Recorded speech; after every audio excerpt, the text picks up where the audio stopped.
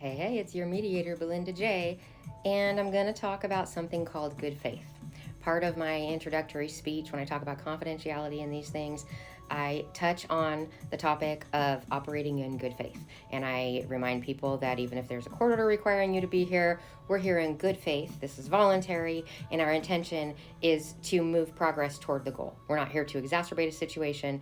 And when I say that, that's my warning to people that if I see them doing that, I'm going to first put them in separate rooms. And if that doesn't work, or if they're on Zoom, I mute them. And if that doesn't work, then I let them know that the most appropriate place to have this conversation is in litigation. And the reason for that is litigation has bailiff. And the Zoom, even with the court hearings on Zoom, there's a moderator.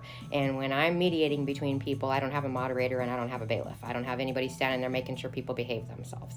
So we can't continue the conversation if their intent is to exacerbate the conflict. And you can see that coming from a mile away when people are way into the weeds. You ask a question, okay, so did you say that you get off work at 3 on Fridays, and what was the reason for this or that? And then they suddenly bring something out of left field. Yeah, well, the kid is never to school on time.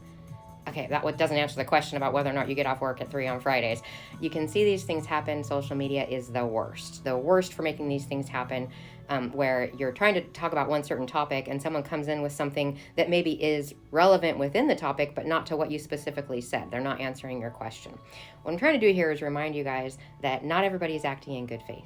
Some people are here really to just blow things up and make everything more interesting and adding chaos. They get a genuine, true satisfaction out of adding chaos to a situation. And you don't have to engage. Just like in my mediation sessions, you can cut it off. You can stop responding on social media. You can stop responding to text message where someone is just asking you questions or saying things to you, trying to get you mad.